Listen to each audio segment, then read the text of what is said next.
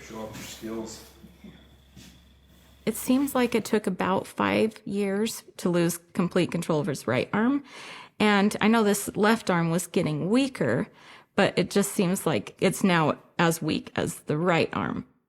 Now, when we are out in public, that's just how it is. And it's not embarrassing and it's not... It's romantic. Yeah, he says it's romantic. I'm always like, everyone's always thinking, we're the most romantic couple ever. Look at you over here feeding me. I joked with my wife the other day. I was like, man, I didn't realize you were so funny. And just really how much I enjoy spending time with her. And so, in a way, that's been a blessing for me to have, it stinks to be able to retire right now. Me not to be able to do stuff physically. I'm angry and sad and mad and fearful about that every day. But if this wouldn't have happened, maybe wouldn't have taken this time to really reconnect and become best friends again and share time together. And to me, that's been by far the best part of making something good out of something that's bad that's happened to us. My name is Erik Thompson. I'm the head football coach at Ogden High School. I was diagnosed with ALS in 2021. Even just a year ago, he was able to get dressed, feed himself, and, just over the past few months, just lost, all strength and mobility in his hands. Can't eat, can't get dressed, can barely brush his teeth. We joked the other day, she thinks that I talk 80% of the relationship, and she talks 20. But I think it's at least 75-25 now. I think kind of the way that we get through it too a little bit is they'll joke about it all the time. Like just the other day, I said, oh, like all you guys are going to be gone in the summer. I'm not even going to have to get dressed. Kyra's like, you can't get yourself dressed anyway, Dad. The one's, So there's a lot of kind of joking and ripping that goes on. But in a way, I know that that's them saying, hey, we know what's going on, Dad, and we see you and we love you.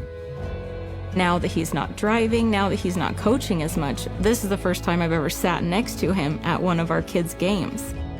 Even though I have to haul, 2 chairs and blankets, and he's kind of gets embarrassed because I'm hauling, and then he just walks behind me. I walk like 10 yards behind, so I'm not with her, so no one thinks I'm just this crummy husband making his wife do all this work. But I've had to learn to accept help, and she's learned how to give it in really a great way.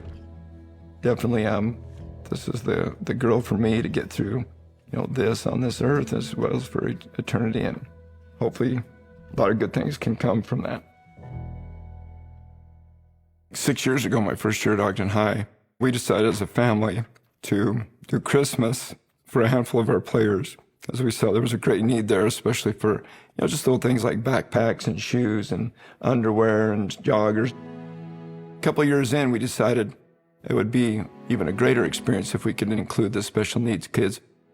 So I was talking with my wife, and we had a connection with Minky, and she reached out, and they were so generous. They donated about 20 brand new, beautiful big blankets, and my football team was able to go over there and sing to those kids and give it to them.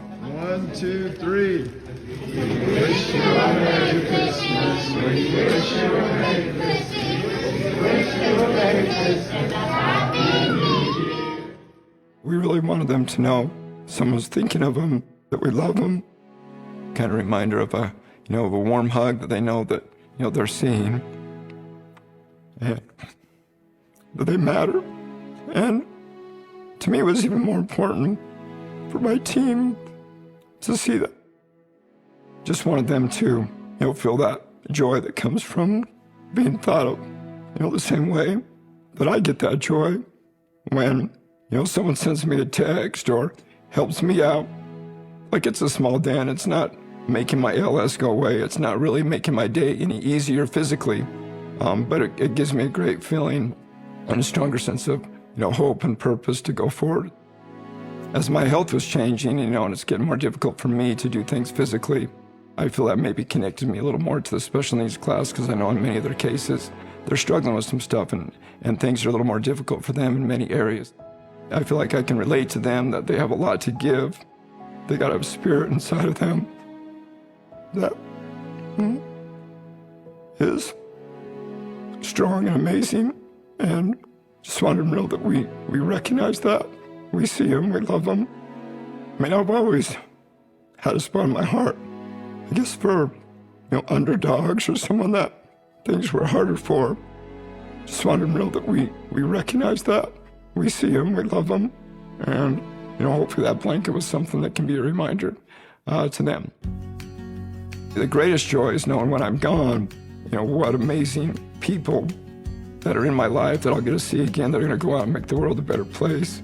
And so to me, that's really my purpose. It's really important for me that my team finds ways to serve others.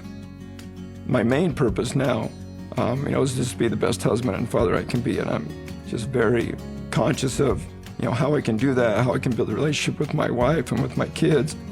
We're very honest about, our situation with health and where it's going.